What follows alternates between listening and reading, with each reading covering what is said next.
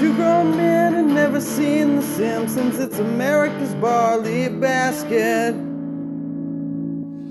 We're here, we're spheres, get used to it. I like that. I mean, more like pears than spheres, I suppose, but it's close to, it's not inaccurate. I don't think it's pear season. It's stone fruit season. Your boy's been fucking up with stone fruit. Some kidney stone fruit. I was very disappointed by a plum this week. Fuck, I was bummed. I did all You're plum-plummed? You're plum-bummed? Plum-bummed. Did all the fucking legwork. I searched the mound of plums and found the bell of the ball and took it home, and it tasted like literal poison. This is meant to kill small rodents. I'm just over here he's like, I was disappointed by a plum, and I'm like, yeah, it's a fucking plum. Oh, man, I won't have this guy plum besmirchment in this home. He donates to the Plum Society. Plums the stuff where they take all the water out of it and then you eat it and it makes your shit right. And it's also delicious. No. In any form. I love prunes. Oh yeah. God, Jesus! Give me a plum. Give me a prune. Thanks for inviting me to the podcast, guys. I'm out. About once every 5 years, I say fuck it. I get into the prune so hard that my bathroom sounds and smells like an Italian surrealist film. Like what is happening there? I was about to say, I'm pretty sure we just got right to the meat of what the fuck is wrong with your digestive system. Someone beatboxing in there? Goddamn Argento film happened in here. Oh my God. Those are so good. Suspiria diarrhea. No. Oh God. My butt's got headers. Sounds like a derby car. It's like the only thing that would make falling into a pit of razor wire worse is then you just start shitting yourself on top everywhere.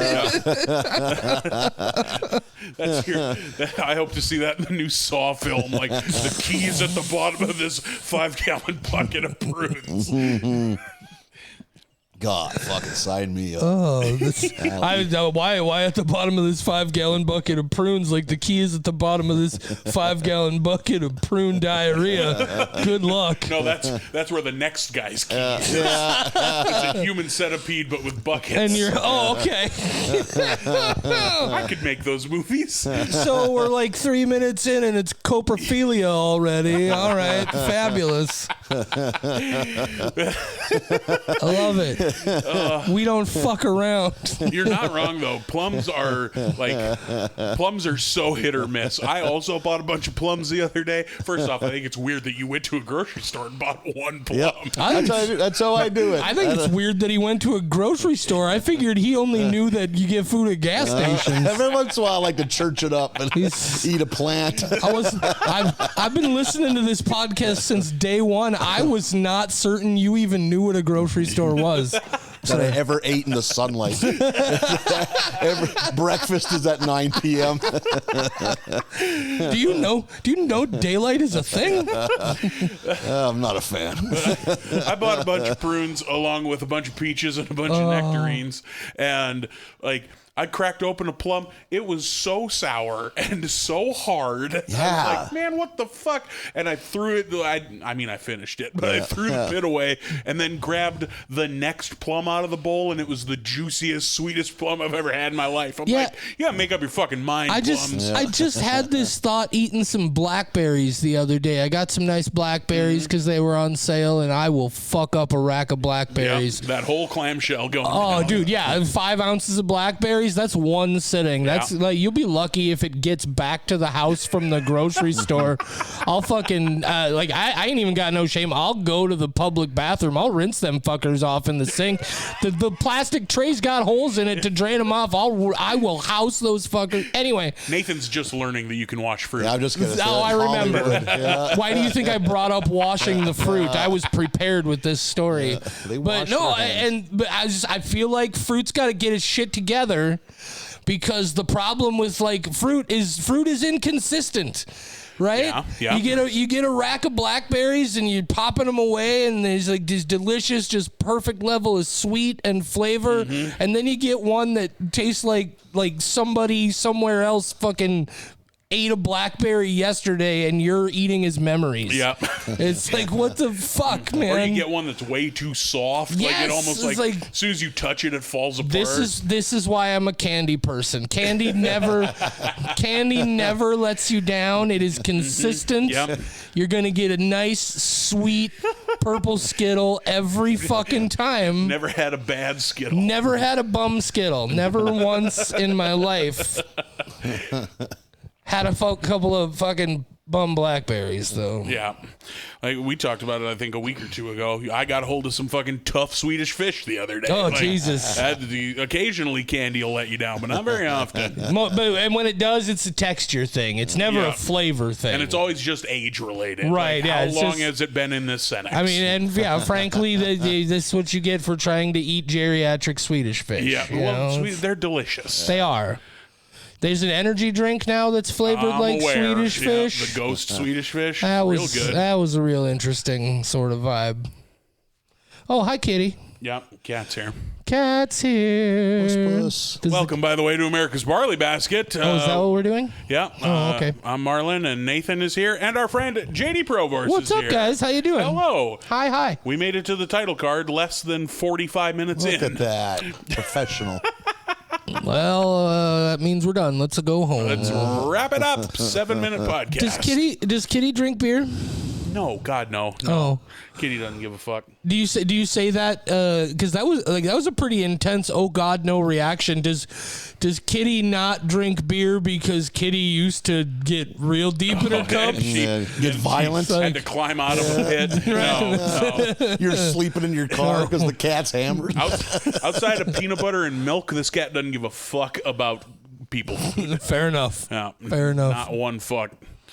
Oh. Your cat always looks like confused or saddened by everything we Although do. Like your cat's never like just She's bummed you're here. Yeah, like just forlorn. to be fair, you're barely drinking a beer. Right. Well, it's a fine Pilsner. It says it right on the can. You're right. Fine, yeah, fine. look at that. It's fine. It's an honest product. What do you want from me? We're just hitting all the greatest hits from the last 6 weeks of the podcast.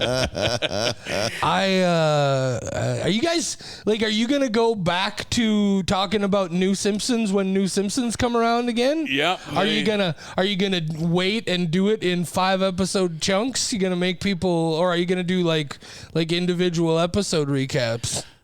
Oh, we hadn't really talked about that.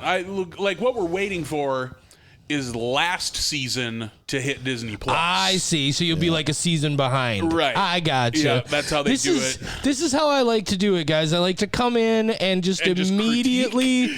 No, I like to just immediately throw the brakes on the fun conversation and turn everything into an utterly disinteresting discussion of your plans. Well, it was Nathan who brought up, should we have JD on the show? And I thought about it, and I was like, yes, because A, you're our friend, and you're funny, and you would be, this would be a good idea. I don't even want you to finish this because I'm offended by the fact that you had to stop and think about it. Well, no, you put thought into anything. Do you? I don't. Jeez, dude, you've known me a while. I very clearly do not put a lot of thought into most things. And additionally, I was like, well, JD's also listened to the show from day one. He probably has commentary on the show itself. I don't even want to talk. I still, to this day, wake up with hard on. You see? He's always talking about dicks. Always. I don't know about always, but when it's appropriate.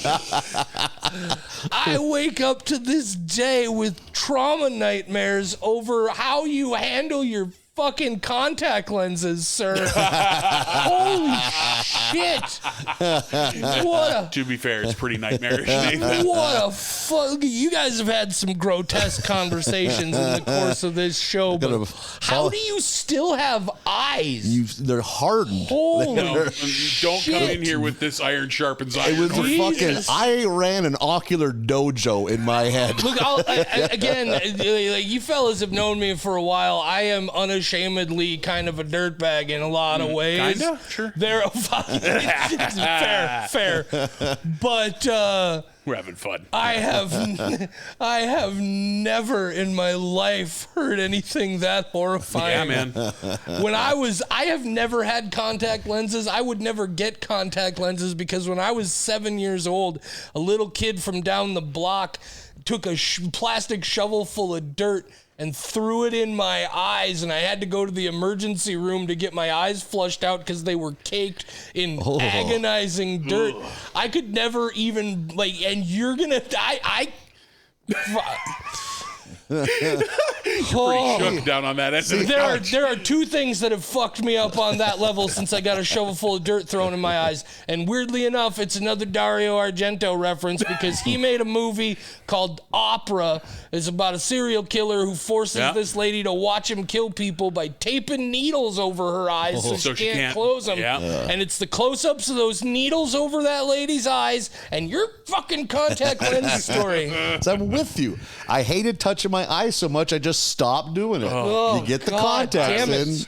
No muss. The anger I felt that day when we were recording that podcast is starting to bubble again. It's the same sort of gut level trauma that you feel when you think too hard about somebody scorpioning backwards over a fence and snapping their back in half.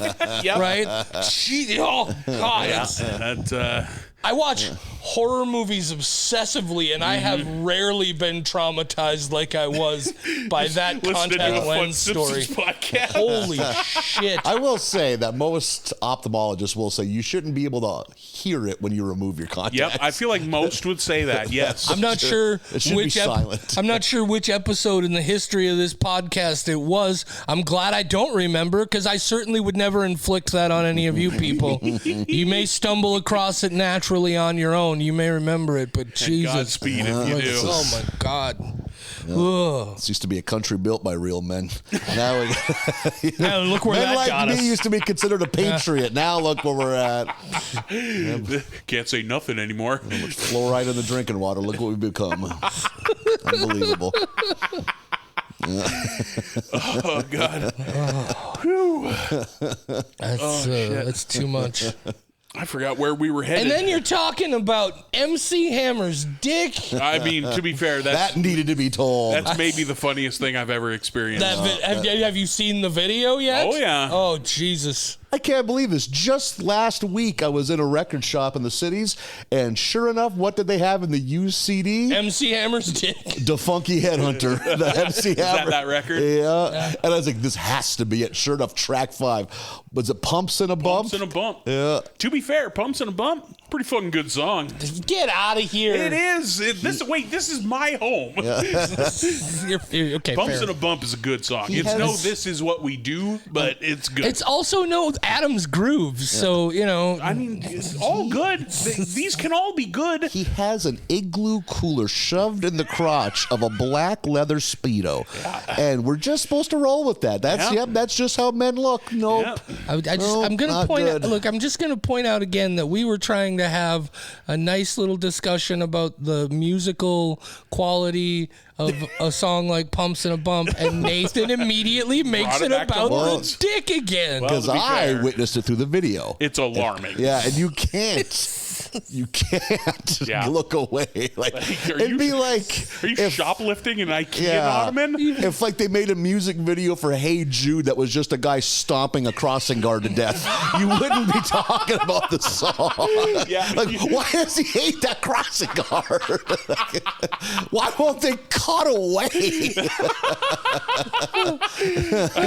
I mean, he's not wrong. You wouldn't be talking fair. about the song. Oh my God. I also wonder how many people, because there's two different versions of the video for that yeah? song, right? Shit. Yeah, there's one that doesn't have all the dick flopping. Yeah, there's a tame one. Yeah, and I do find myself wondering if anybody listened to that episode of your show and went to go find the video, and they're like, "What are you talking about? There's no dick in this video." Is it the same thing? They're at like a pool. They just edit out the it's horn. a fully different video. Interesting. Like, Completely different. good God, that just shows how much money there used to be in CD sales. Yeah. Because I can think of two off the top of my head, bands that released a whole new music video. Chili Peppers did for My Friends. There's two. Okay. And then Alien Ant Farm did a whole new video for the song Movies. Okay. Because that was the first single. Then is it Smooth Criminal? Was that? Yeah. And then we're going to make a whole new video for that first single. You know, like, now that somebody might actually Yeah, see it. exactly. Yeah, back There's like in a demo version of the Yeah. video. That's back funny. in that glorious era where all them bands were doing ridiculous covers of 80s pop songs. Just I love like- me a good cover. I like that Alien Ant Farm cover. I unironically like Alien Ant Farm. Oh well, since this pop. You're the one. You're the one Yeah. I know. Yeah. You get out of here, sir. I put them in I could make a 10-track greatest hits. Really? Like, yep. I couldn't name another song outside really? of I don't- Criminal and Movies. We don't need to go down that road on this podcast. I agree. Me doing B-sides of Alien Ant Farm songs. Yeah, keep it to yourself, sir. Nobody. I mean, frankly, of all the things you've admitted about yourself in the history of this show, that might be one of the most embarrassing. This is unbelievable. I don't know that it's embarrassing. Everyone has their own shit. you Look, know? This is a podcast for the people. Listen, we're an accepting duo. Let me be- You're gonna come in here and judge people. let me be a curmudgeon. My blood sugar's low. I'm more machine now than man. My blood sugar's so fucked up. I gotta have a thing in the back of my arm to monitor it 24/7. Oh, you got a blood robot? Oh yeah, fucking Jesus Christ! I better How's it doing? Let's get a live update. I better What's your check and numbers? see what's my numbers right now. As if these numbers are gonna mean anything to It us. has the music from the castles in Mario 1. So when the time runs down, the music speeds up. Ba-da-ba-ba-da-ba-ba.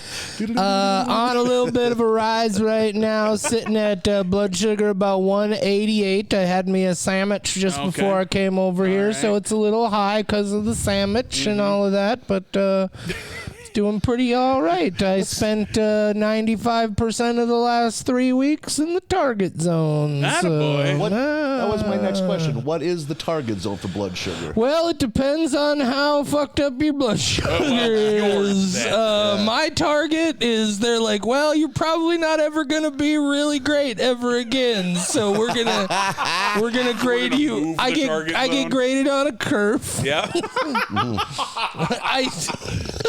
Ideally, how is this a diabetes podcast all of a sudden? Motherfucker, this is a Simpsons podcast. That's fair. Think of you can't be surprised. No, ideally, like at a baseline, like when you wake up in the morning, your fasting blood sugar ideally should be like somewhere in the like 80 to 100, 110 range. After eating, it may go up to, depending on how much carbs you ate and how fast those carbs are, get up into the, upper hundreds or sometimes up over 200, and then it'll come back down. But these days, I'm happy if I got anything like a 150 or lower. Okay. So the numbers you just rattled off, if you're like a tight little package like me who hasn't had the blood sugar issues, that's what my number should be at. Well, theoretically, yeah. Sure. That's like quote unquote regular. Let me ask you, Nathan, when was the last time you had your blood sugar checked? I get it about every 6 months. Okay. Shockingly, right? Yeah, we've discussed that on the podcast. How did neither of us have the better? Yeah, somehow. Well, ultimately, the reason do you guys have a lot of diabetes in your family history? Not at all. Exactly.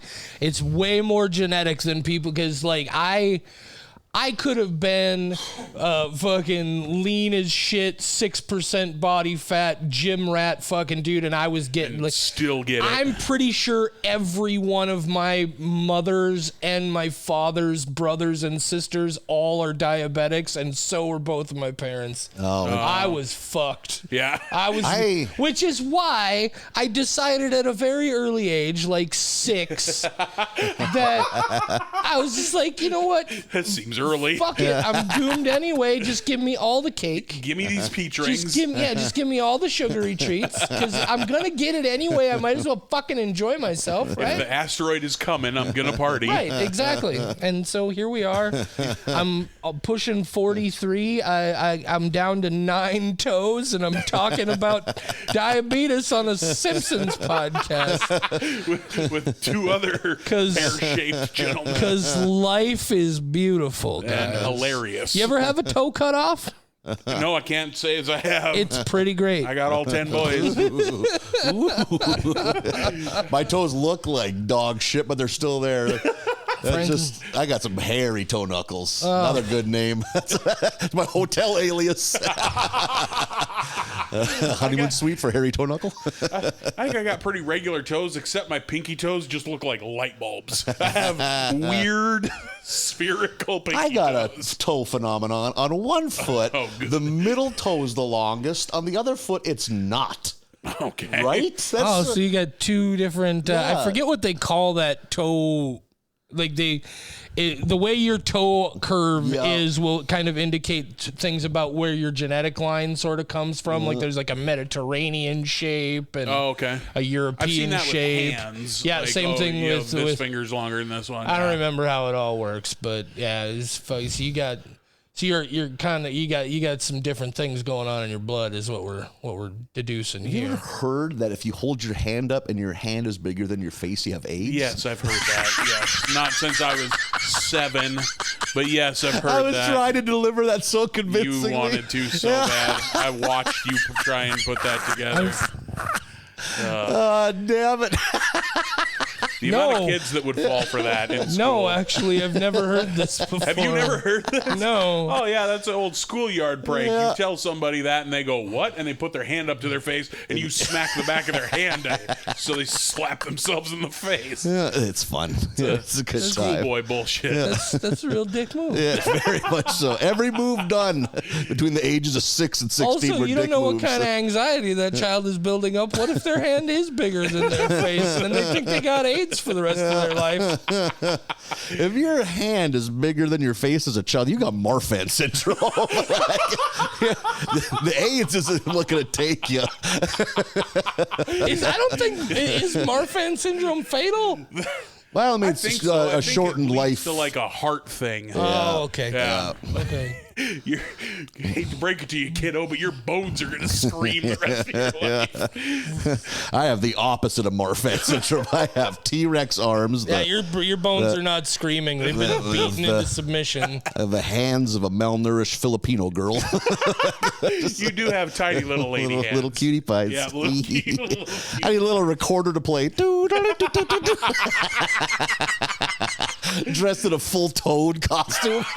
This little pan flute. Unbelievable.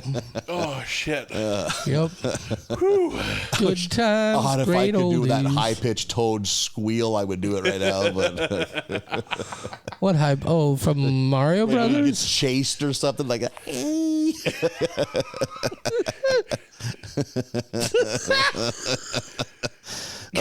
Holy, me bursting into your house at 3 a.m, full Toad get up would be so terrifying. What's the Toad look? Giant mushroom hat, open vest, little midriff, then kind of fucking like puffy Aladdin pants. And big black cartoony looking shoes. You look like fucking Majin Buu from Dragon Ball Z. Yeah. Pretty much. Candy. I want candy. Bubblegum and taffy. Oh shit. Oh yeah. Deep breaths, Marlon. Deep breaths. I'm okay. I'm sweating you over here. just getting a workout. Yeah, it's summertime. This new podcast is all time about in the going city. to the gym. Yeah. I did that yesterday. How's that been going?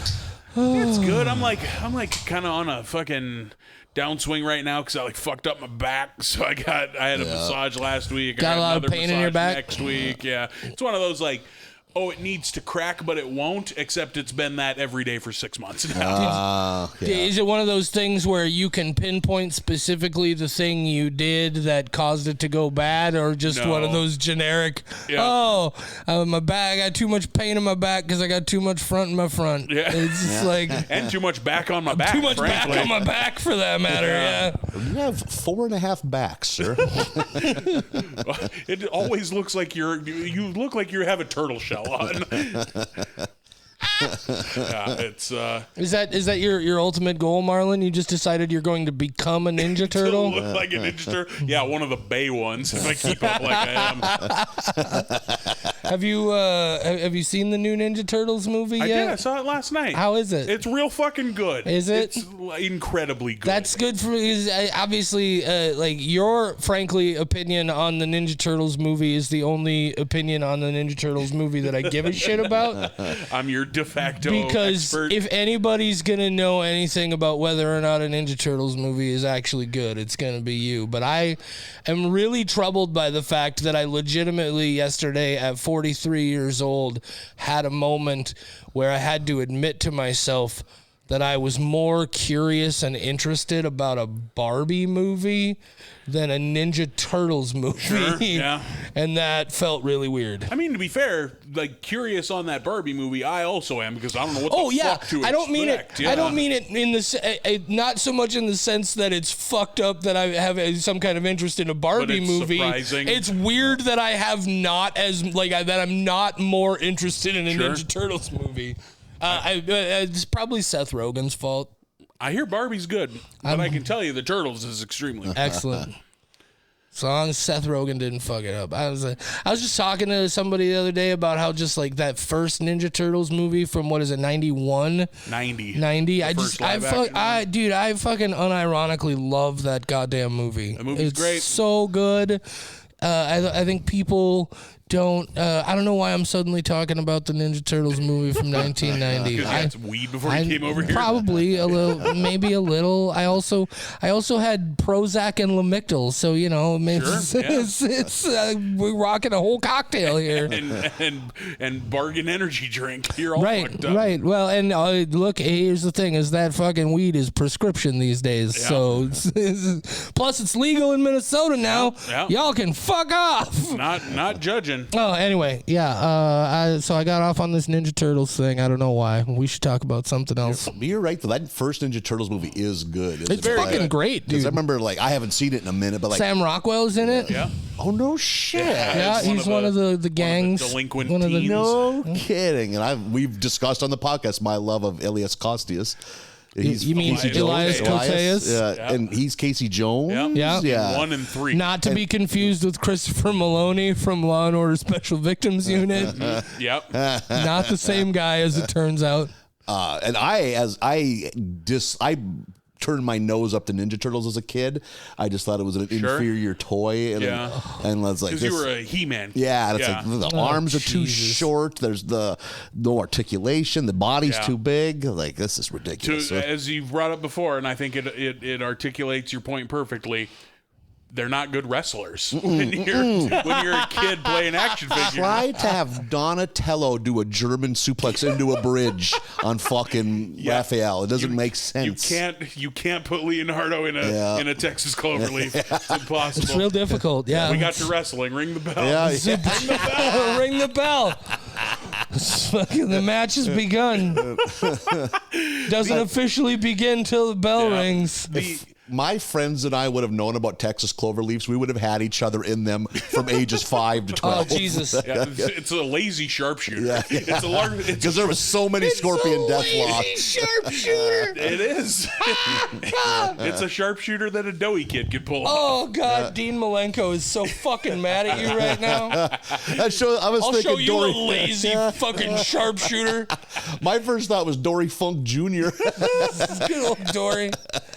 There's a couple of brothers who just like, man, if you met them in their early time, okay, fine. But if you met them like in the 90s, you'd be like, how the fuck are those two guys brothers? Yeah. Fucking Dory and Terry. And both still alive. Yeah, well, Terry's in real rough Yeah, shape. Surprise. Terry looks like hell. Yeah. He's well. I mean, Wow. he's Hard miles. Yeah, that's Incredibly, miles, yeah. and miles and miles. But no, Dory still fucking trains guys. He No still shit. gets in the ring every now and then. Wild. Fucking madness, some of them old fuckers.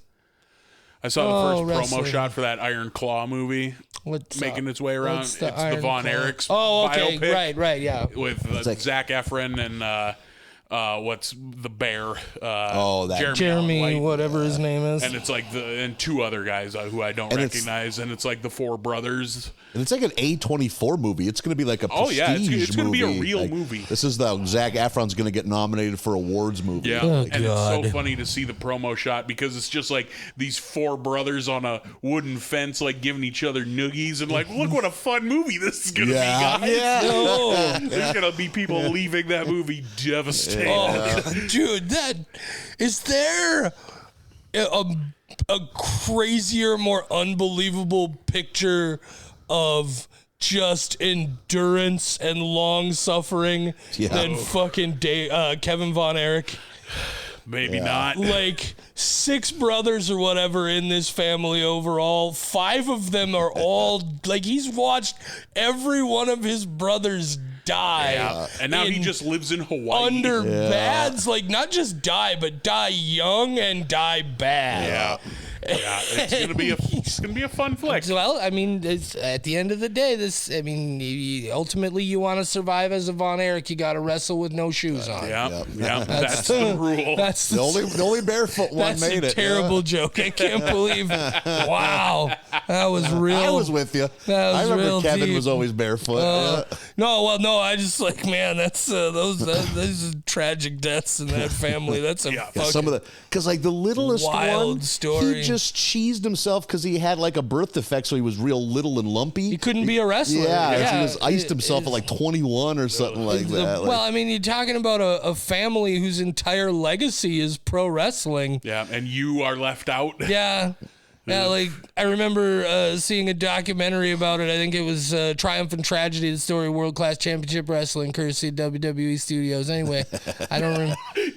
Are you in the credits? No, I just for some reason Triumph and Tragedy might be the independent one because there were 2. WWE made one about World Class and then some anyway. They did this thing where they're talking about and they're like, he wanted to be part of the event, and his dad, a good old Fritz, is like, so we try to find things for him to do as part of the show, like let him draw pictures to put in the program and stuff. It's like, are you fucking kidding me, man? I mean, it's good that you tried. Is it though? He was probably doing the best he knew how. Okay, that's fair, but because man, that's one of them things where I'm just like, oh Jesus, this poor kid. I remember Chris getting in the ring sometimes during Yeah. like a Donnybrook. It's like, and he like the audience would be cheering for him. It's like, don't encourage this. The This Rudy of the Von Erichs. Yeah, This is sad. Like, not Mikey Whipwreck here. yeah, right. Yeah. This is a young fellow who shouldn't be anywhere near that ring. Holy Ain't shit! gonna be Spike He Dudley. takes one Mikey Whipwreck bump. There is a funeral in 72 hours. That guy's bones were not meant for this world. Oh, my bones! It sounds like bones are screaming. a wet beanbag hitting the floor. Jesus. Someone just throw a tarp on him. We'll deal after this. Oh, my pelvis died. He takes it. Just your pelvis. though. He gets an atomic drop. He's a foot shorter. Oh no! like a Tom and Jerry. They got to stretch him out by the head. Now I need this to be a pro wrestling video game where as you have your wrestling match, like your wrestler suffers damage and becomes all like you take an atomic drop and you get spinal compression for about a foot shorter. They're showing a picture to a doctor. Is that a garbage pail kid? No, that's my son. Oh, what the fuck? I mean, I'm sorry. Holy shit, a doctor saying, is that a garbage pail kid? That's a tough day. You call him Lumpy Lonnie? No, his name is Chris. He's in the lobby. Oh, shit. Can I keep this picture, though? Sorry, I thought that was a boardwalk caricature. Oh, my God. Cool kid, where's his bones? Kid looks like a goddamn shy guy. He did. He should have been chasing people around Universal Studios. That was his place in show business. Christ. You don't stifle them laughs over there. We laugh in this home, JD. Some bitch. Fucking shy guy.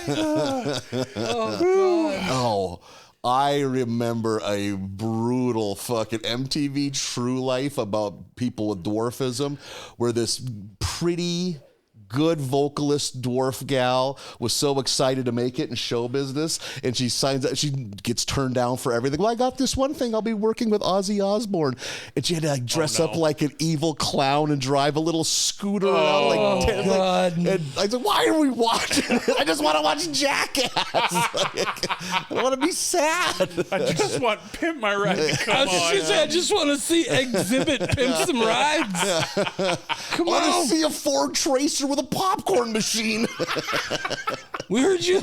My favorite episodes of Pimp My Ride were the ones where they just realized there's not a fucking thing we can do with this chunky shit, so Get they him a new just car. give him Yeah, a new car. I think that only happened once or twice. Give him a fucking new car. You could tell they were like they had to really hey, we had to do this because like one of them was a guy from North Dakota. I remember that was part of his backstory that they moved to California. Sure. But they showed a picture of the fucking car had like 4 different frames welded together. It's like, we can't legally fix this car. There had to be some people just deliberately buying junkers to try and get on that hoping. show, right? Totally. I wouldn't even know what the fuck a Daihatsu Hijet is if it wasn't for Pimp My Ride. I even remember that the kid who drove the Daihatsu Hijet's name was Wyatt. That's how much I watched Exhibit Pimp Rides. We're going to put a hot dog roller in the back of your Jeep.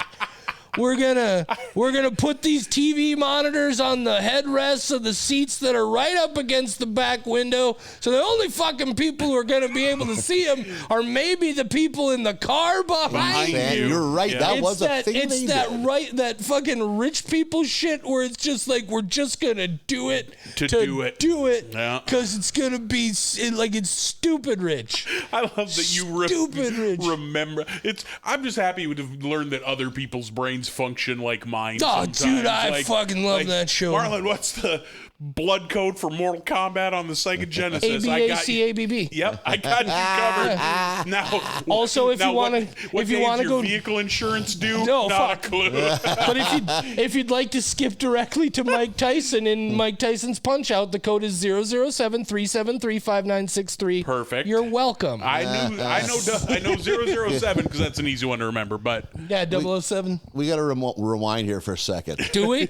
Mortal Kombat Yeah. blood code. Yep. I assumed if you owned a Genesis, it was already had the blood. no. Nope, you had to put in the really? code. Yeah, but you could get it. So what was the thing then? On Super Nintendo, that code just didn't exist? Correct. Yep. Okay, that And they makes sense. sweat. It was the blood was That's blue, Interesting. Yep. Yeah. Yeah. Yep. And, That's what and I think there were no fatalities then.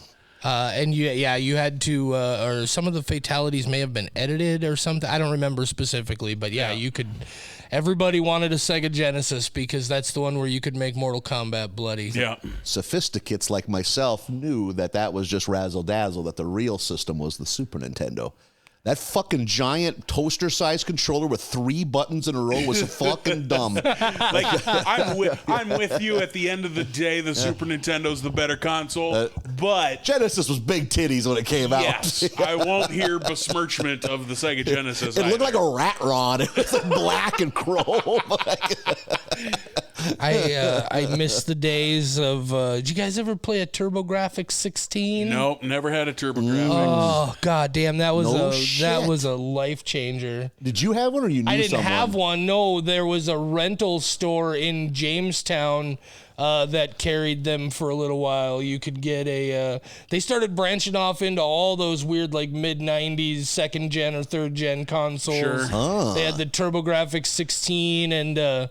What was that one that Panasonic tried to make? 3DO? Yeah, the real Yeah, the 3DO. Yeah, I had one buddy that had a 3DO. The other one, they also make all the Neo fucking Geo. yes, Neo Geo, the arcade games. Yeah. The Samurai Showdown. There's some good shit on the Neo Geo. Yeah. I think it was Wagner's Home Video in Jamestown. You could rent. Really? You could get a TurboGrafx 16, and you could get a Neo Geo with some games. and Ever shit. seen an Atari Jaguar in the Yep. wild? Yep. I never have, Absolutely. yeah. I've Like seen. a friend or a rental? I think it was somebody I knew. I mean, I don't remember exactly where I've seen them, but yeah. And then what was their portable? The Lynx? Yep. The Lynx. The Yeah, Atari Lynx. I again. saw the Atari Lynx for the first time at Best Buy here in Fargo when we came over on a family trip from Jamestown one No day. and kidding. was I just missed like, all that shit. I owned an NES, and then I owned a PlayStation 1, and nothing Yeah. in between. We got our first the only video game system my parents ever bought for us, if you don't count like computers, which obviously Sure. weren't bought for video games. But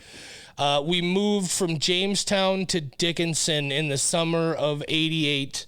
And they took my brother and I away from all our friends and everything we knew in our lives at 8 and 9 years old, respectively. Fun. And that was the summer where my parents bought for us the only professional wrestling pay-per-view they ever paid for, which was the original 1988 WWF SummerSlam featuring the Mega Powers versus the Mega Bucks in the main Okay. event. And they also bought us the only video game machine they ever bought us, which was the classic NES set with the Mario Brothers and Duck Hunt. Duck Hunt, yeah. And then I have never owned another video game console. No since. shit. Video games like one of the only elements of nerd culture that I never got super into, and it's literally just because my parents were so fucking broke they couldn't buy us video game stuff. Yeah. So it's just like I just managed to avoid it because all of I dove into comic books and trading cards because those were Sure. things you could get little bursts of for small amounts of money. Yeah. Like even once you had the system, if you wanted to get a new video game, it was like we rarely got new games because they were $40-$50 a pop even then, you know? It's wild. We've discussed that before. That a video game now is $60. A video game in 1989, Mario 3 was $60 Yep. when it came out. Oh, Yeah. dude, fucking right at the tail end of the in the end of the 90s. That's I had a resurgence into NES because Walmart obviously was becoming a big thing, and NES was phasing out completely finally. So you could periodically go to Walmart and just get like $5 NES games and $10 NES Yeah. games. And I finally loaded up on a bunch of shit, and then of course you could start getting them at like secondhand stores and whatnot. But dude, don't fucking. I wish you could convince kids to go back and play that classic NES stuff a little more frequently. That's kind of like why we're getting a lot of these like graphics rejuvenated or refurbished games. That's not the right word for like it, but I don't know. remakes and God damn, there's some gameplay in those. Like, I challenge anybody, the greatest gamer alive today, I dare you to go back and beat the fucking swimming level in the original NES Teenage Mutant No, Ninja it's not Turtles. a thing you can do. It's Good luck. impossible. I dare you to fucking defeat Jason Voorhees in the original Friday the 13th That game was impossible. Also That game a was- tough one. Yeah, I dare you. I dare you. I double dog dare you like in the fucking 80s, man. We've discussed that too. That like you look at the list of like hardest NES games. Oftentimes, like they'll break it down into hard, Fucking Battletoads. but good, like Battletoads, or hard because this game is fundamentally 'Cause it's- broken, yes. like Yes. Silver Surfer. Yeah. Yeah. Like this Dick Tracy. This Yeah. game Is is that literally programmed terribly and impossible to Yeah, win. like Also, in those early days, a lot of those were arcade ports meant to eat quarters. Yeah. So, like, if you were playing Double Dragon 1 in the arcade and you kept dying at this point, you could keep feeding quarters till you brute force through it. You're sitting at home and you only got 3 lives and you're fucked. What do you think was the last video game console, besides some thing that got no push at all, like that died on the vine so quick that it was rare to see? My guess, Sega Saturn. I think Dreamcast were around enough. The Saturn probably had a shorter lifespan than the Dreamcast. The Dreamcast, I remember like when they popped, I held that controller, and the fact you could have a screen. Yeah. I was like, oh, fuck, this makes football games so much smarter because you can hide your plays and just choose them on here. It's like, this shit's going to bring Sega back. Yeah. Why I'm not rich. It was still, popular enough, obviously, but that original Xbox had a way shorter run than most consoles do. They pulled the plug on that thing pretty quickly to get to the 360. Have I ever discussed my Sega Dreamcast story on the podcast before? I think you should share it with us. How I was in college, garbage broke, just trash, just the worst human ever. And G-Dubs becomes president in 2000. And there's some kind of tax rebate thing that all hardworking patriots got. It was like $90. It was a weird amount of money. And they had just discontinued the Dreamcast. And I went into fucking Best Buy with that fucking money, bought a Dreamcast with 3 games for like $82.50, and my roommates were all, fuck yeah, I've got a Dreamcast. And my one roommate, it was a Democrat, I was like, George Bush bought me a Dreamcast. What El Gore do to you? Because if you want to play George Bush's Dreamcast. And then all of our friends got sent to Iraq.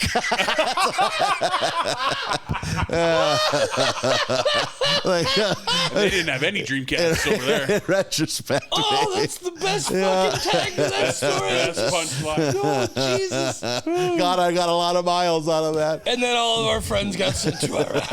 Holy shit. Everyone's PTSD in themselves. I'm over here playing Soul Calibur. Fuck you guys. Soul Calibur's the fighting game from the Dreamcast, right? Yeah, that's the only Dreamcast game I ever played. I think it came out on all the rest of those early 3D consoles. There weren't a ton of exclusives, PS1, Dreamcast, etc. Here's for you guys that seem to have a better grasp on more, and I say modern, I mean the last 20 odd years. What was the last fighting game franchise to pop up and have popularity? Would it be Soul Calibur? Like a new one? Not super, Capcom versus Marvel, because that's old characters. Sure. Would it be Tekken or Soul Calibur? Those both came around about the same time, that PS1 era. And they're like 20 years old at this point. Yeah. But like fighting games are big again. Like new fighting games come out all the time. Do they really? I just don't know about them. But as far as one world that really caught the fuck on is the Dragon Ball fighting game from a couple years ago is huge. But that's existing characters. Yeah. But a new game, I don't know if that counts or not. It's wild to think how big of a part of American culture Mortal Kombat was. I mean, a lot of it was because of the shock factor, controversy, controversy, yeah. But also, just wild. Like it was the first game so many of us saw in that style, right? Where it's all like live action mocap, rotoscoped, yeah. And I can remember the first time I ever saw a Mortal Kombat machine. Like, first of all, that's something that I fucking miss is video arcades. Yeah. God damn totally.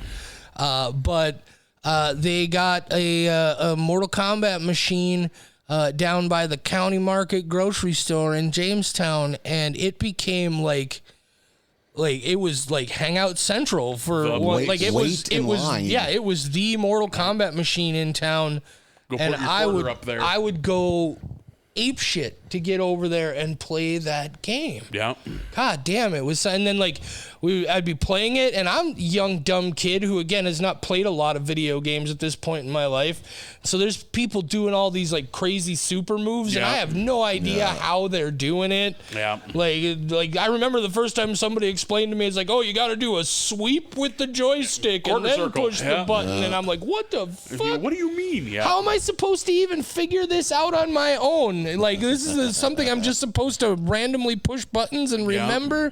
God damn, I threw so many quarters into that fucking Mortal Kombat machine. So many. So, who are you maining in Mortal Kombat 1? For me, Sub-Zero And then Okay. Baraka every game after that, because Baraka came in 2. That's Okay, me. that's fair. I have no whatever in 1. I barely played 1, but once Baraka came around, I was Team Yep, I'm a Baraka the Baraka whole way. boy. I can't tell you much of anything past Mortal Kombat 1, but I was a fucking Raiden guy because, Yeah? well, Got to teleport. yeah, he's got a teleport. He got the lightning bolt. First of all, I thought his special moves were the easiest to figure out. Sure. You know, you got your down up for teleport and your back forward for your charge. But the thing I love the most about Raiden is he reminded me of the fucking lightning dude from Big Trouble in Little China. Sure. Yeah. I was convinced for the longest time that that's who he was supposed to be. It's the lightning storm from Big Trouble in Little China, which is the fucking greatest movie of all time. I don't care for it. Not at all. I will I will light you on fire in your own home, sir. I will burn That- you in front of your cat. Is that a hot take that's never popped up on the podcast before? Because I don't think I've heard Holy that. shit. I don't, like, it's fine. How long have I known you? And this gem is just coming to light. You want to feel old, brother? Damn near 20 years you've known me. And this is We'd have met in like 05 or 06. how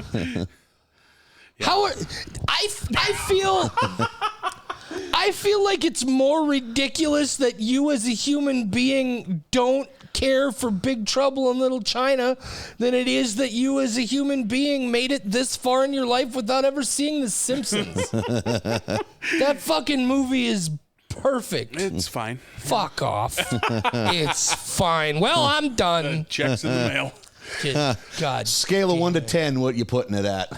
No, don't do this. 4. Oh, fuck Okay. you. Because I was like, do I agree with you? But no, I'd say it's a 4. It's a 7.5 Oh, fuck to 8 you too. I'm gonna call it a 6 It's at a best. 12. On the best day. It's It's a 12. I've had this talk with a lot of people, like a lot of my friends your age. Like the two of you are both a little older than I am, and they're all like all the things that most of you guys love, I can't stand. Goonies, Big Trouble in Little China, Monster Squad, you know, like all of these sacred cows that you all have, I think is corny. For me, the one thing, Big Trouble is one of those movies, I bet I didn't see it front to back, unedited, no commercials, till I was 30. Oh, Jesus. Likewise, I was deep in my 20s by the time I'd have seen it. I think I bought a used DVD copy of that. But it was one of those things. It'd be on TBS, and I'd catch a third of it. Like, oh, this is fun. Like, I think that's why, because like, oh, I didn't see it till I was an adult is true of almost all of those things I mentioned. Like, I bet I didn't see the Goonies till I was 27, and I was like, this is the thing that you like? Okay. it's like I genuinely like Big Trouble, but if I was to watch Goonies now, I bet a lot of that is nostalgia fueled. Like, even though it wasn't like a huge part of my childhood, but I remember liking it. Like, oh, Data's got all these cool gadgets. Don't act like you never done a truffle shuffle. No, like, I can't say as I have. yeah. Who even are you people? If you pretend like you're not fat, bro. That's how I got through adolescence. That's how it works, yeah. I'm not fat. I wear baggy clothes. Okay. Okay. So you've never struggled with depression. Is what you're telling me. Delusion, yes. Jesus. Same folder, but different file. Yeah. You. What do you mean I don't get a tryout for wide receiver? Offensive line. There must be some mistake here. You're looking at a clipboard. There's a mix-up, I think. Showing up at the coaches meeting. I can't do it just off the top of my head, but I'd be willing to bet that I've seen Big Trouble in Little China enough times that I could recite the dialogue along with it about 95% of the way through the movie. There was a time I could do that for Predator. The movie is so fucking fun. I could probably still do that for American Tail 5 Goes West. Does that count? Sure. I saw that in the theater. That movie whips That's a ass. good movie. Both of them are. Yeah. Somewhere out there. That movie's great. Both of those movies are great. Damien of podcast fame. I don't know if he still could, but at one point, I bet he could have written down and he could write from memory the entire script of Harley Davidson and the Marlboro Man. That's a weird one, right? That's a weird pick. I had forgot about that movie till it started popping up on the list of the worst movies of the 90s. Like, how can this be? Another one of our childhood staples is Nothing But Trouble. I remember when that made lists, like, boy, that movie's great. And you rewatch it. Maybe not. It's got some fucking laughs, though. I don't even remember Nothing But Trouble. Oh, Is that Dan really? Aykroyd? It was Dan Aykroyd, written and directed, I believe. Chevy Chase, Demi Moore, John Candy. Tupac Shakur. A pre-famed Tupac Shakur. That all sounds like good reasons why I wouldn't remember it. Dan Aykroyd starring and directing is a tough one. I think that's his only. I think that's the one shot they gave him. Well, I think if you look at his career, he never got a big role after that. Could I not look at his career? You don't like Dan Aykroyd? Not much. The Blues Brothers? I think he made a couple of good movies. Like Blues Brothers is good. Great Outdoors. I like Blues Brothers and I like Ghostbusters. Blues Brothers and Ghostbusters. I would like alone. to see a crossover of the Blues Brothers with the Ghostbusters. We'll call it the Blues Busters. I ain't afraid of no blues. Or because I think the Blues Busters is better than the Ghost Brothers. Okay, I got two things now. I'm gonna just throw in quick. Dan Aykroyd also very good in Grosse Pointe Blank. Oh God! When they drop the TV on his head and he goes popcorn. Spoiler alert. But we have to take advantage, and we have someone who grew up in Jamestown.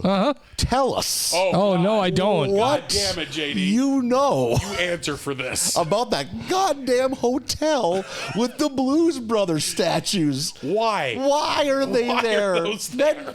There's nothing else. We've been told there's nothing else Blues Brothers themed about that place, but yet there's fucking 1-to-1 replica statues of the Blues Fully Brothers. life size. 2 sets of them. Like 4 total. 2 Jakes, 2 Elwoods. Here's the fascinating. I don't even know what the fuck you're talking Is that- about right now. maybe that's I wonder if that's more recent. Maybe What you were gone by hotel? What hotel was it? then. The main Jamestown exit. I am sorry for anyone listening, but the main Jamestown exit, the one you take to get gas, the normal Jamestown exit. The one by the Sinclair with the green dinosaur. Yep. Okay, yeah. And then you head north into Jamestown. Like up by the mall and Walmart. you And go down you a kind of hill. come down that hill and around that curve. At the bottom of the hill and the curve, before you would turn to get onto Main Street. There's a Dairy Queen right there, and then Yes. there's a car dealership. Yep. At the bottom of that hill, there's also a little motel that has that's 2 sets of fucking Blues Brothers statues. Okay, yeah, that out motel front. has been there for as long as I've been alive. I've never been inside it. Neither have I, but they they're are right there. loud. Oh, and They're proud. on the road. Okay, if they're outside, then those are post my time Okay. because I don't know anything about that I shit. thought we could get some goddamn God answers. Sorry, damn it. guys. Somebody tell Sorry. us. No, I We believe should just stop into the motel. I believe that's called. Last time I was there, I'm pretty sure the name is just the Jamestown Motel. No idea. I don't think it's Blues Brothers themed. No, I would stay there if it I was. was fucking. Yes, absolutely. Just- if all of the rooms were Elwood's room from the Man Motel or whatever you called that thing, You gotta hear a train go by every half hour. you got to or give so. some guy Cheese Whiz to get in. Nice. I love. Speaking of Cheese Whiz, you guys appreciate this. You be fucking junk food mavens. Do you like a? Do you like a grilled cheese sandwich?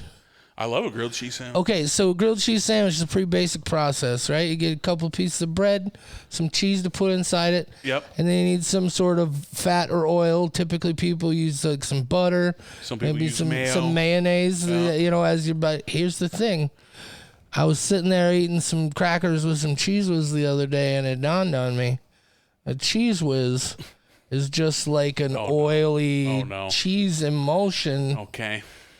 And so I made a grilled cheese sandwich, but instead of using butter or mayonnaise as my fat on the bread, I put sliced cheese inside the sandwich, and then I used Cheese Whiz on the bread. Mm-hmm. God damn, As was your that frying tasty. surface. Yes, as my frying oil. I could see.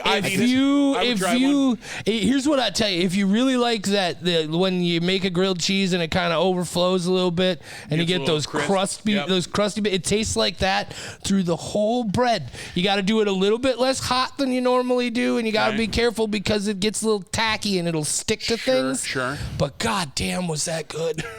I don't think I'm ever going to make a grilled cheese sandwich any other way ever again. I use American cheese slices inside. None of this real cheese bullshit. Don't give me shit. Don't give me no fucking cheddar. I mean, I'll eat your cheddar. I'm not putting it in a grilled cheese sandwich. Doesn't melt good enough. That's what you say to the ladies. I'll eat your cheddar. Just don't put it in a sandwich. Definitely don't grill it. Don't even take it out of the plastic. God. Leave them sleeves on. I'm telling you. All of this to a retired age woman handing out cheese samples at Costco. I'm telling you, brother, you got to try this. You got to get you some Cheese Whiz. Make you a Cheese Whiz grilled cheese. You know, I want to be skeptical and I want to say that that's a hat on a hat and going too far. But I mean, I'm also the guy who made the very brilliant suggestion of... You're getting ahead of me. God damn it. Because you are responsible for the other food nightmare that turned out to be brilliant. Yeah, the Pop-Tart sandwich. The Pop-Tart sandwich. Yeah. The Pop-Tart sandwich it's a brilliant thing that developed under the influence of intoxicating substances. You know what? It's legal in Minnesota now. I can say cannabis. Yeah, absolutely. I can say marijuana. Yeah. I was high as fuck, as the kids say. And you just look, it's Pop-Tart sandwich, right? You get 2 strawberry Pop-Tarts or whatever your Pop-Tart of go-to choice is. A fruit Pop-Tart. A fruit Pop-Tart. Not a cookie dough. You could do it with I think you could do it with, right, but I think you could do it with like a chocolate fudge. Can you get the chocolate peanut butter kind of but vibe? I think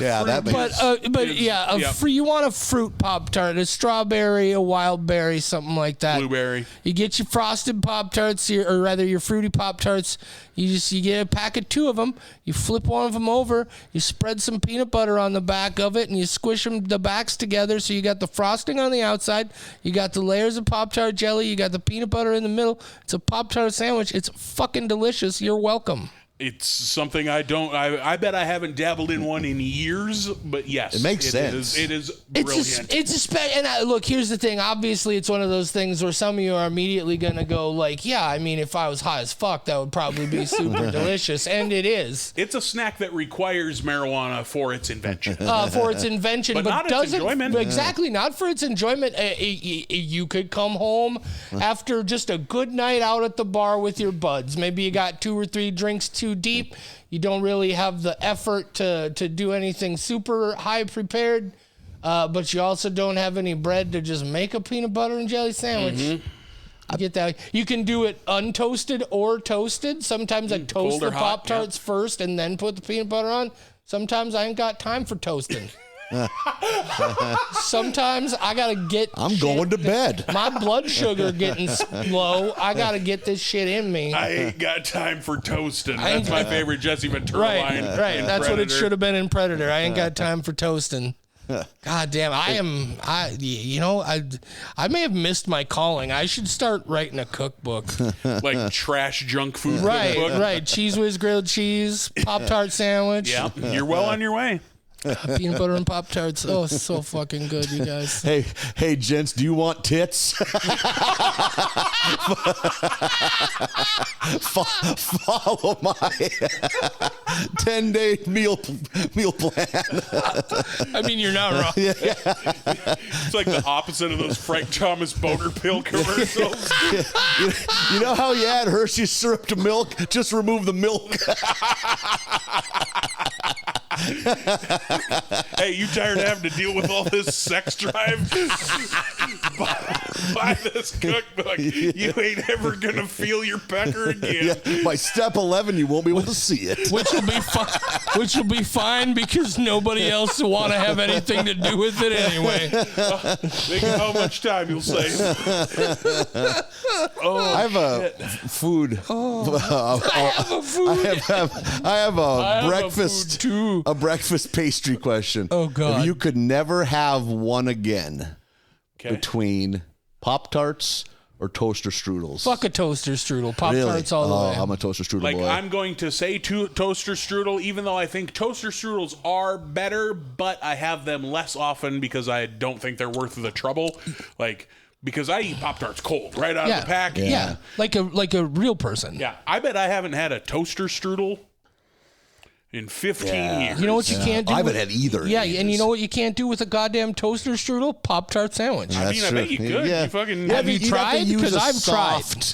A soft adhesive. Do you think Peanut butter do you would think this tear is a it. fucking game? Of course I've tried. You think I stopped there? Please. I was like, when you mentioned Cheese Whiz, 98% I want of to my pause life. you. I want to pause you right there because I gotta tell you, when you mentioned Cheese Whiz, Your dick moved. Surprisingly, no. When you spoke the phrase "when you mentioned Cheese Whiz," I got way more worried than I feel like I expected. Like I didn't have a gauge in my mind for how worried I should be at that phrase. Where do you think he's headed? Do you think he's putting it on I his don't body? know. I don't know, but that is. I thought you meant I was going to be like, last week the government said it's a carcinogen. That's a fucking anxiety I did not even know I had until right now. And I'm the one who started it, which is usually how my anxieties go. I would say 98% of my lifetime Cheese Whiz consumption has been on an open face hamburger bun with olives on it at a church potluck. Yeah. Really? Yep. Dude, I fucking love me some cheese. I do too, but I just toast like I was like toasting Cheese Whiz, just like toasting peanut butter. I'll fucking throw some Cheese Whiz on some crackers. I love me some fucking Cheese Whiz, man. I bet I've put Cheese Whiz in my mouth less than 5 times. Oh, man. One thing with Cheese Whiz, it's always in a weird spot in a grocery store. Like, Typically by the Parmesan cheese. yeah, because it's a can, so it's like It's not with the cheese. Yeah. Because it's not cheese. Speaking of things over by the Parmesan cheese, you guys remember that brief, beautiful time in the late 90s and early aughts where Kraft started putting macaroni and cheese powder in a blue tube similar to Parmesan cheese. You know, Parmesan cheese comes in a green cylinder tube. Yeah. It was a blue one, and it was just Kraft mac and cheese powder for like putting powder on from the box. Yeah, literally just the powder from the pouch in Beautiful a tube. time. Oh God, I don't know why they stopped making it.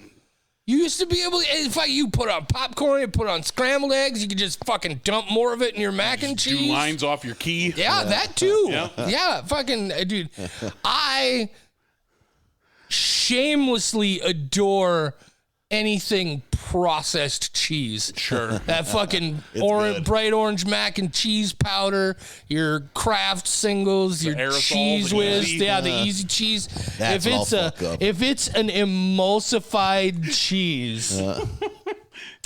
If your package has to say by law cheese food, because pasteurized and processed, that's one thing, but it doesn't say cheese, it says cheese food. Dairy adjacent. Fuck, man. Legally obligated to spell this with a Z. That comes from growing up poor too, right? Like we got the shit. fucking government commodity cheese, right? That government American cheese. cheese. Oh, dude, I love me some fucking government cheese. The commodity product is the peanut butter, though. Commodity Yeah, peanut butter ain't no better peanut butter. Oh, absolutely. But it's fucking. I love melty American style cheese that was designed to melt. Velveeta. Oh God, fucking Velveeta is the best. Out in Minnesota, they're famous for that Juicy Lucy hamburger where it's like a hamburger stuffed with cheese. Yeah. I make a meatloaf like that with some Velveeta. You put it down into the loaf pan. You leave a gap and you fucking fill it up with a layer of Velveeta and then top it off with more beef. It's like a Juicy You got your dick Lucy fluttering meatloaf. again over there. Dude, I don't think I love Got the beef chubs. I don't think I could ever be a vegetarian, but I could absolutely never be a vegan because cheese. Because cheese, yeah. Because dairy. Fucking because eggs too. Because somewhere along the line we decided that the mammary fluid of humans. Fuck that. Like, I'm really surprised that there isn't a factory somewhere where they make and, like, they produce and sell cheese from human milk. Human cheese. People cheese. we got cow cheese. Goat we got cheese. goat cheese. I know there's a market for it. Could we please get? I would like to one time in my life. Oh no! Try people cheese. Going back to MTV, I remember the MTV Cribs of Atlanta Falcons running back Jamal Anderson. He opened his fridge and he had a bunch of dated containers that were all breast milk. He's like, yeah, your trainer can get you this. Because he was like, you could tell, he's like, this isn't weird. I'm not being weird. Yes, it is. No. Medicinal. So I hate to break it to you, buddy. You're being weird. If you preempt something with this isn't weird, it's pretty fucking weird. Well, we're making cheese confessions. I don't want to get too far from this. This is going to be our Dairy Confidential episode. The Dairy Diaries. I just was thinking about it. I bet I haven't made a grilled cheese in over 20 years. Get your It's been shit at least 10 for together, me. son. Oh my God, buy yourself a fucking panini press. It could be a George Foreman grill. It can just be a panini press. Fucking get your shit together. I am so, this has been the last 15 years of my life. If I'm eating at home, I'm eating healthy. Yep, same here. If I'm in my kitchen, the self-hate can pound me into submission so much. Yep. It's like, what the fuck is wrong with you fat-titted bitch? Go fucking eat a goddamn Cobb salad. Yep. But I would eat 11 grilled cheese covered in fucking marshmallow fluff at a gas station. Nathan, have you considered a therapist? Do you feel like you might have some things you need to sort out, buddy? So fucking endlessly. I'd have to be like a fucking baton handing. Be a marathon. I just want to get you to a point where you can feel comfortable enough in your home to still feel okay being a fat-titted cheese. I mean, I will bring the trash from the trash store into the home. Not often, though. I am the guy that'll eat fast food in the parking lot of the fast food restaurant. Well, if you do that. If you eat it in your car, the calories don't count. Yep, exactly. It's not lunch. I was just eating on the way home. Now I need to have lunch. I as much as I want to like dogpile on Nathan here. I am the fucking same way. I will eat like a raccoon outside in this home. Like the reason I haven't made a grilled cheese in that long because I almost never have cheese or bread. I don't have house. meltable cheese. I have block cheese. Okay, I almost never have either. Yeah. Like wow, I would weigh 800 pounds if I ate inside like I eat outside. Like you've seen me eat at gas stations. I go hard at gas stations. Is there a scotcheroo in the bottom of that fucking nacho cheese you just poured in? Holy shit! Eating it with a fork because the hot cheese has made it soft enough. Like Scotch or nachos? Nacharoos. Oh boy. They'll kick you out of a fucking gas station. You've lost your quick trip rights. You gotta pay a guy in the parking lot to go in for you. Hey brother, if you could just hook like me a up. teenager trying to get somebody to buy booze. Look, this isn't weird, all right? Listen. I feel like this is about to be weird. Why don't you go get me a scotcheroo? But I want you to just soak it.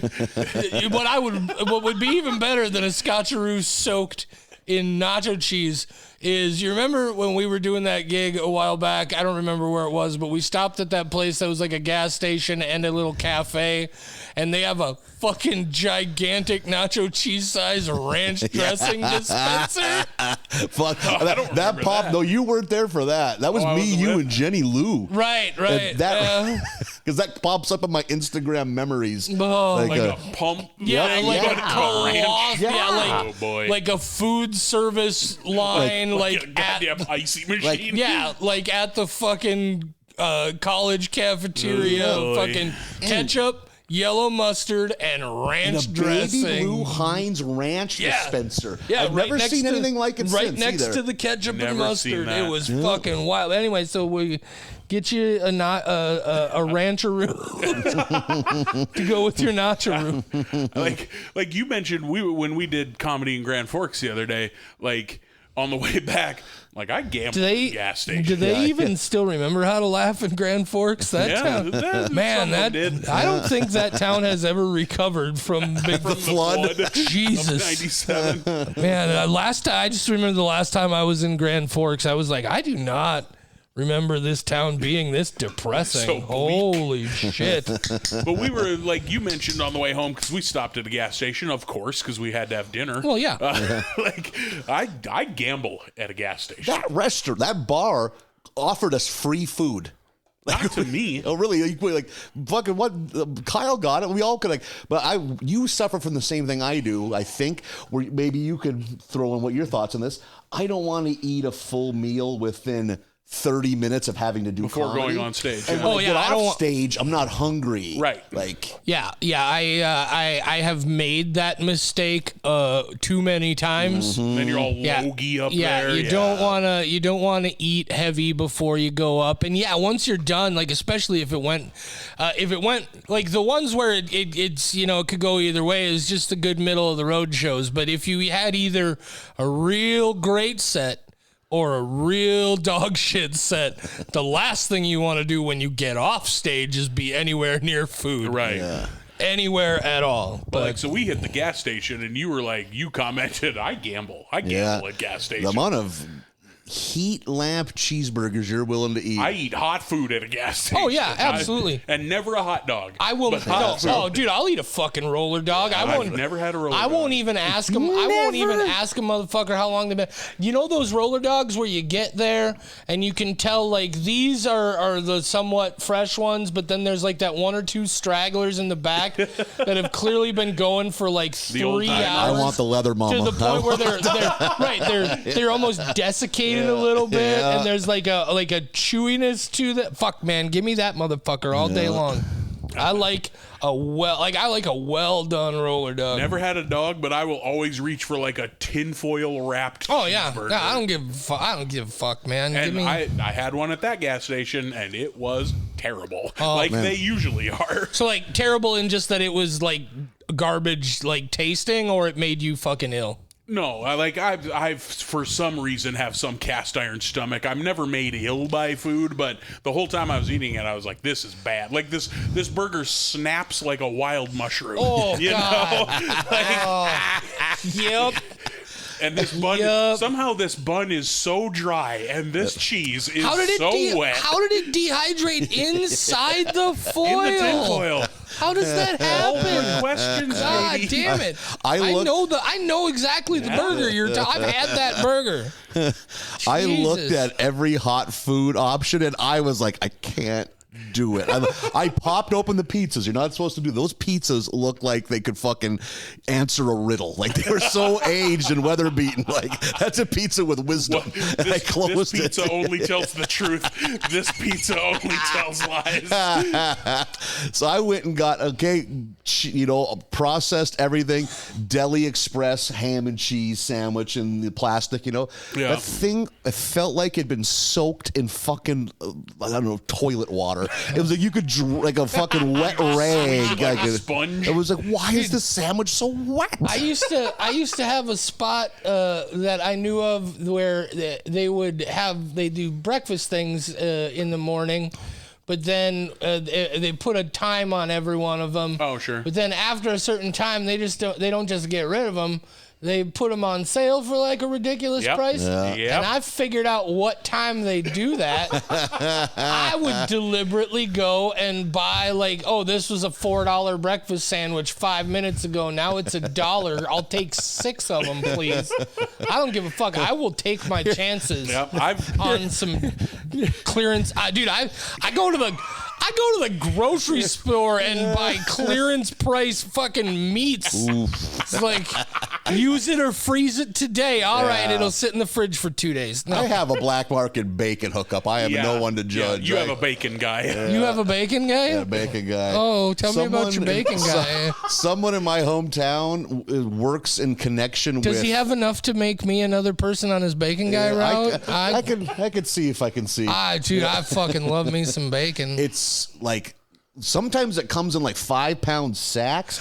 It's Perkins just like bacon. Pieces and ends? No, it's full slabs. Okay. And sometimes it's cases of Cloverdale, which I find Cloverdale, along with Hormel, to be the best basic bitch bacons. Sure, totally. Because there are bacons that I'll buy because it's on sale. Oh, yeah. And it's like, fuck. That are trash. This is like... Here's my favorite thing to do with some bacon. This is about to be another food nightmare. Yeah, no, this is Does this one go in the cookbook? This is another reason why you need to own a fucking panini press. Is I will get like a slab of bacon with like the 12 or 14 strips or whatever. I cut that motherfucker in half down this way, so I just got 2 half slabs of bacon. I'll just throw that whole fucking slab on the Foreman grill and shut the lid on it and let it cook.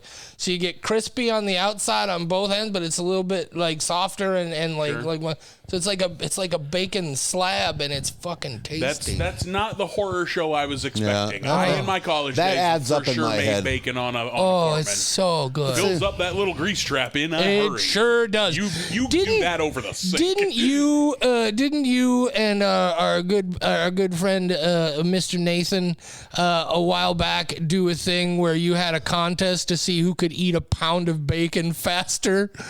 Was that you or somebody else? That wasn't me.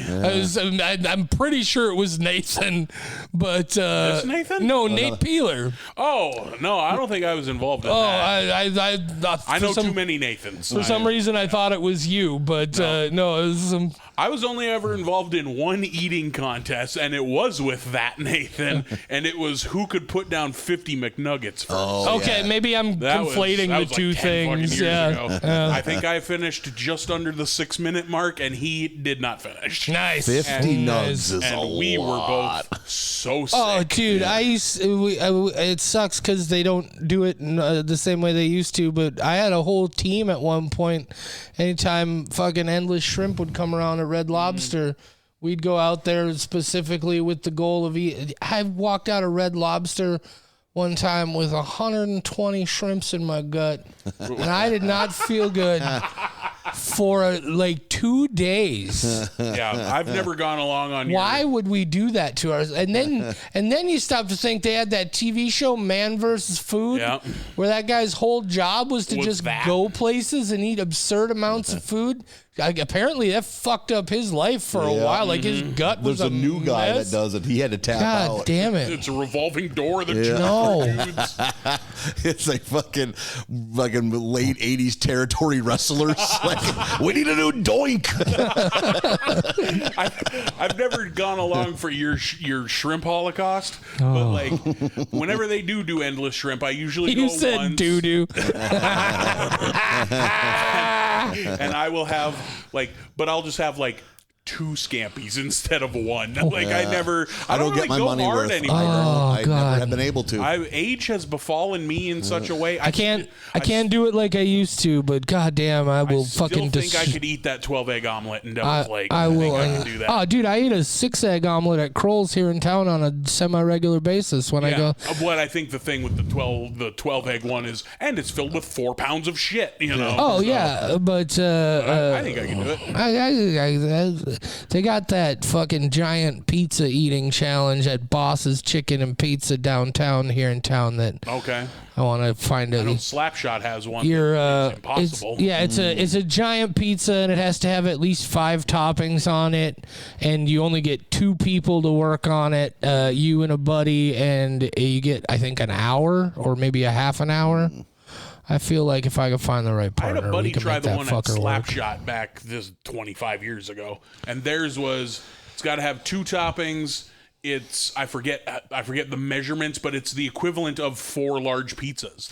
Yeah. One person gets an hour. Yeah. That's impossible. Well, You that's the can't thing is physically do that. Yeah, my whole issue with a lot of those eating challenges is that they're timed, right? Like I'm not here to sprint. This is a fucking marathon, right? I might not be able to put down 50 chicken McNuggets in 5 minutes, but you give me 3 hours and I will fucking horrify yeah, you. That's my thing too.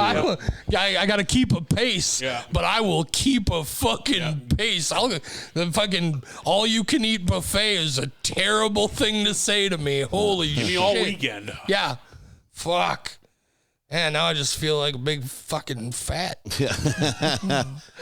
Feeling I all want to go fat. back to bacon talk for a moment. Okay. Let's say There's nothing fat about bacon. Put a pin in the bacon. it's a lazy Sunday. Marlon's enjoying himself. It's Saturday. How are you cooking your bacon? Honestly, I know that you're supposed to bake it or whatever, but just in the skillet. I'm just a skillet boy, and I like. if 1 is raw out of the package and 10 is burnt to a crisp, it'll shatter like glass. I want it at about a 7. Yes. Like I still want it to be chewy but not stringy, but it can't be. I don't want to shatter it. And it's got to have a bit of a crunch, but I wouldn't even say like. I want it to be crunchy, but I don't want it to be rigid, right? I'd like to be able to pick it up and still see a little bit of a flex in it. Yeah. I'm probably around a 6, but I'll take a 9 to a 3. That's what I enjoy. What I'll accept versus what my ideal is. The acceptability window. There's a wide gap in the acceptability window of bacon for absolutely certain sure. When we're done here, I'm going to go somewhere and eat some bacon. I may go to the grocery store and buy a slab, take it home, cut that fucker in half, and just, what that's really good for is you fucking make a bacon sandwich, right? Because cut that slab in half. It's already sandwich shaped. It's right. It's the right, and it's the right size after it cooks down. It's pretty much perfect to slap between. You can put that in your cheese whiz abortion sandwich. Yeah, I do. Do you think? Do you think this is a fucking game? Of course, I have already made a slab bacon on the Foreman grill with cheese whiz on the bread sandwich. Yes. The indignation on your face. You think there is nothing you can imagine being done with cheese whiz and bacon that I haven't done. That's terrifying. That is Those goodbye horses playing in the Would you fuck me? God, fuck me. Cheese was bikini. Surfing safaris playing. It's in a good. The census guy comes to the front door. Sir?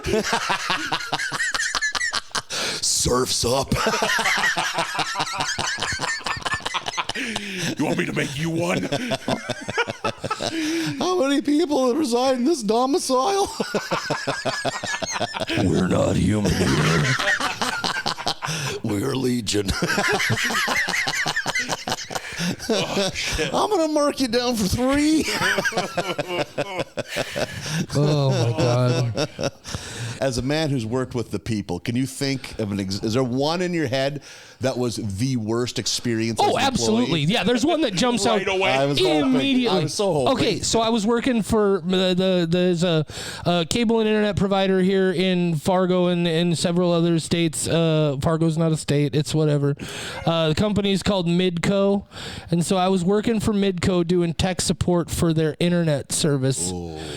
And I got a call from a lady. I got a call from a dude one day because their internet was out. And it's an older fella. I don't. If I had to guess, I'd say late 50s, early 60s. Mm-hmm. And he's talking to me about how like their internet is out. We need to get it fixed. And then at one point, I'm trying to talk to him to figure out what exactly is going on, so I know which bullshit troubleshooting steps to walk them through. To go down. Yeah. And at one point, he just says, I don't understand any of this stuff. Here, talk to my wife, and gives the phone to his wife, who I find out very quickly because she decided to take it out on me, that she was ill and just waking up from a nap, and this dude just dumped her in my lap. But this is where it all becomes... you guys know me. I have rarely been literally speechless in my life. Mm-hmm. So I'm talking to this lady, trying to figure out what the situation is with their equipment. I'm like, okay, let's take a look at your modem. I want you to look at the back of your modem and tell me how many different cords and cables you have how many different cables do you have connected to the back of your modem? And she says there's one. I said, well, that's probably your problem because there should at least be 2. You need the power coming in from the wall, and you need the cable coming in from the cable feed coming in from the wall. And she's like, yeah, I've got both of those. I said, but you just told me there's only one cable connected. And she said, yeah, there's one cable and one power cord. And I dropped the fucking phone. I was like, That's lady, pretty pedantic. Are you fucking with me right now? Am I on TV? Fucking dumbfounded. I to this day, I have no idea. Sorry, it's giving me trauma. Fucking Jesus. Yeah, She can't hurt you. Not anymore. And then of course you have like the old dudes who call you up at 2:00 in the evening because they need you to check and make sure that their pay-per-view porn order went through, and you get a fucking scope. This guy had way more porn purchased than he could have physically watched in a day. $700 worth of pay-per-view porn, 37 titles or something over a span of like a day and a half. 180 hours. Yeah, 180 hours of porn in 48 hours. There's no fucking way. Well, we like to sample. We like a dreamer too. Yeah. Aim big, shoot for the stars. Oh, God. For the ceiling, really. Unbelievable. Hey-o. I see what you did there. Daddy's got jokes. That's ejaculate. Hard coming. Jesus, no. Thumb over the end like a garden hose. Get that distance. One in a million. Even thumb under the over the end like a garden hose. I'm pretty sure the pressure is not there to do anything special with. You gotta uppercut your taint at the same time. No, I don't. It's like a Heimlich on your horn. It's a horn lick. No. The elderly man sharing a wall with you hears you do that every night. Finally, you timed it right. Oof.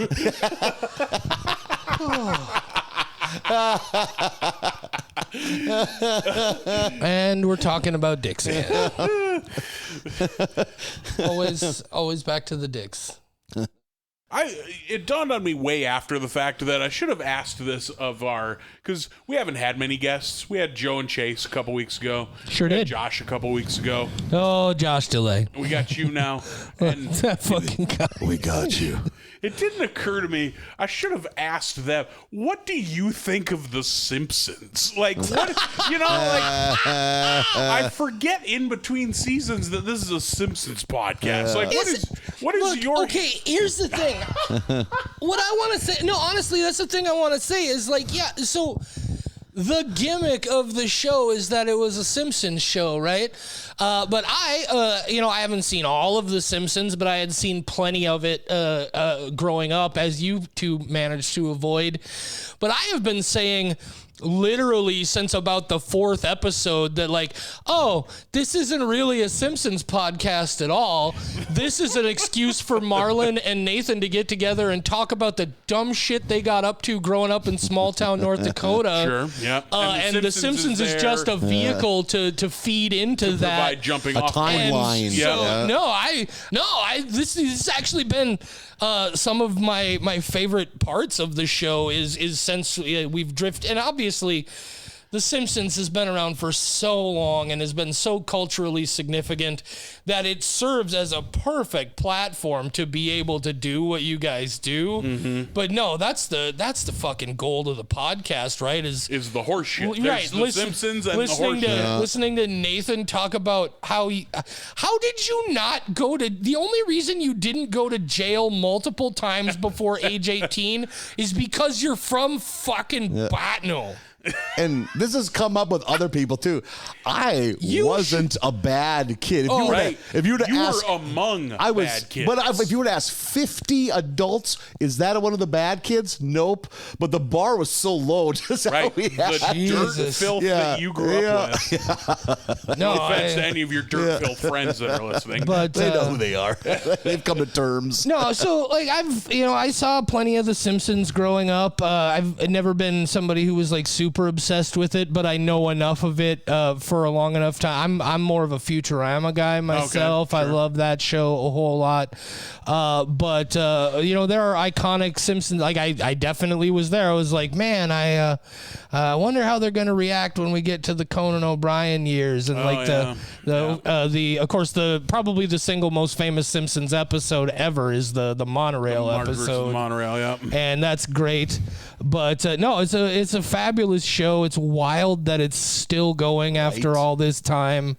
Something that just I forget. Did you guys ever do a thing where you also went and watched like the original shorts from when The Simpsons was just a short on the Tracy Ullman show? No, we never did. Oh man, that was fucking. And then there's like they did the feature film, and it had been around for so long that I thought the feature film had been released almost a decade before it actually was. Oh yeah, it was super late. Yeah, it was way late. I thought it was like a 2003 or something, and it's it's late. So late that it's like, why did they bother? Why bother? Yeah, it wasn't a moneymaker anymore. And it's just like a big, like it's just like a giant size episode of the show. Like it's not anything really over the, like if it had been like The Simpsons Go to Space or something. They did that very early. I know. Over to space in like season 8. I probably my personal single favorite Simpsons moment of all time, though. Aside from, look, one of my all-time favorite Simpsons gags is in that very first episode when the dude breaks into the house or whatever, and then like they're interviewing Homer on TV, and the thing just says Homer Simpson, local boob. Yep, that lower third is so funny. Stuck with me since forever. But there's an episode where I don't even remember. It's one of them where they're traveling. And they're on like an exotic island or someplace and Homer gets a hold of a toxic frog, like a drug frog that he licks. And there's this hilarious moment where he's like talking to somebody on a radio. It might be Marge, and Marge is like, "Hello? Is there anybody in there?" And it's just like this brief reference to Pink Floyd, Comfortably Numb. And I just laughed my fucking ass off. You have a podcast where you watch movies of a certain ilk. Yeah. So why don't you, as our friend, go ahead and plug your podcast? So I do a show called We Watch Shudder. If you're not familiar with Shudder, it's a streaming service focused specifically on like horror movies and horror adjacent movies, things that are just kind of like weird and odd in ways that nobody knows where else to put them, but with horror stuff. And so I've been a subscriber to that service for several years, and my friend Michelle and I, we talk about new original, because they release a bunch of exclusive stuff and original stuff that they help produce. And we watch those movies and talk about them and our thoughts on them. And then in weeks when they don't have new releases, we talk about other stuff. And so it's like it's like a niche of a niche. Like you have to be a horror movie fan to begin with. Yep. And then you probably want to be at least somewhat following along with what's happening on Shudder on top of that. With this specific streaming service. Right. Yep. But no, it's been doing pretty well. We just dropped our 121st episode. Look actually 120 and 121 were both dropped yesterday. We did a double drop with a special bonus episode. I did a double drop earlier after all the stone fruits. Dude, I'm frankly still dropping. You're gonna have to do something with this. You're not taking this couch with you when you move, is all I'm saying. But that's again, it's called We Watch Shudder because we're not clever about titles. I mean, what's the show about? Exactly. And you're available on all of your most well-known podcasting platforms. To this day, we still, in a year and a half of doing the show, have not. There are 3 U.S. states in which we have not officially recorded any plays, and they are Alaska and Hawaii. Because of course, it's going to be Alaska and Hawaii, but for some reason, after a year and a half, we still don't have any documented plays in Wyoming. And frankly, if you're out there listening in Wyoming, I'm pretty fucking upset about this. I'm not sure we do either. I would have to look, but I'm not sure we got any Wyomingans listening. We have listeners in the goddamn Yukon territory. No listens registered. I have 3 listens lifetime registered in Indonesia. And nothing in Wyoming. What the fuck? What do you have against horror movies, Wyoming? I'm beginning to believe. You guys ever watched Garfield and Friends back in the day? Yes, I know this joke. Yes. There was an episode of Garfield and Friends where they were talking about the states and where they got their names. And they said that Wyoming is actually an old Italian word that means no state here. Yep. And I'm beginning to believe that might be the case. And this coming from somebody who at least has been told that he was in Wyoming. I have supposedly... I've been in Wyoming with you. We have supposedly performed stand-up comedy in Sheridan, Wyoming. Yep. I was there. I have also supposedly performed stand-up comedy in Cheyenne, Wyoming. Okay. In Rawlins, Wyoming. I have performed in multiple small towns, and I'm not saying the shows didn't happen. The shows happened. Whether or not we were actually in fucking Wyoming. Hi, kitty. Sorry. The cat is back. Sorry, I had a moment. Why am I even here? That would have been a great note to end on. We should wrap this up. This could be a 3-part fucking episode. Beefy boy. But for thanks sure. for coming, buddy. This Yeah, was no a lot of problem. fun. Yeah. Seriously, guys, if you do like horror movies, check us out. Not every episode is about things on Shudder. Also, you can get real cheap. Shudder's $6 a month. If you are a horror movie fan and you're not subscribing, then what's up with you? They should sponsor your podcast. They really frankly. should. Well, dude, I was thinking about that, right? And I know what our play numbers look like, and I know they're not crazy, like, but I'm also like, we're a niche of a niche, right? And then I was looking at some other horror movie podcasting groups, like Bloody Disgusting is a big horror news website, and they do a lot of stuff. They have a podcast network, as they say, and they have a link down at the bottom of their screen where it says, "Oh, would you like to be part of our podcast network? Click here," and it brings you to a page where they're telling you all about how they're always looking for new podcasts. You gotta have 100,000 plays per month to qualify to be part of the Bloody Disgusting Podcast You think Network. They would allow a Simpsons podcast? I don't know, man. Do you get 100,000 plays a month? No. I'm just thinking, like, again, you know what doesn't have 100,000 a month? Shudder subscribers. I guarantee you. I love them to death. They're fabulous. But if there are 100,000 monthly Shudder subscribers, I will eat my hat. No, check it out. It's a fun show, and we talk about non-Shudder movies occasionally as well. We've talked about several new releases from this year. We do a monthly recap episode now where we talk about everything from the month that we watched that wasn't Shudder. Sure. We're on Facebook, Instagram, Twitter, and TikTok. It's just at We Watch Shudder, all those places. We have a website that's wewatchshudder.com. You can send us an email at mail@wewatchshudder.com. I also recently set up one of those Google Voice free voicemail things. I forgot what the number was. I'm sorry. It's brand new. But I'm sure it's on one of those things. Right. If you listen to any one of the last 3 episodes of our podcast, at the very end, it will tell you what the phone number is. But no, it'd be cool if you guys check that out. Keep listening to America's Barley Basket. Obviously, the Simpsons are going to be coming back eventually. And as I said, like, the Simpsons is just an excuse to listen to these two fucks be goofy ass fucking Dakota Thickies anyway. We're silly. I had to drop a Dakota Thickie. We're silly boys. We are very silly boys. I've been into, dude, you guys got to get a Dakota. Look, my podcast has a t-shirt. Yeah, I see it. You guys still have not gotten a Dakota Thickie t-shirt. And if you don't get a Dakota Thickie t-shirt, We need a Dakota Thickies t-shirt and a Moms Love Dr. Mario t-shirt. Yes. You could be making bank. We could be making ones of dollars. Dude, Moms Love Dr. Mario is the kind of shirt that you could sell on the road as a bar comic. For sure. It's a universal truth. Absolutely. Fucking moms who don't even know, they don't even have a personal awareness that they love Dr. Mario. They will see that shirt and be like, oh, yeah, I do. I do. I do, in fact, love Dr. Mario.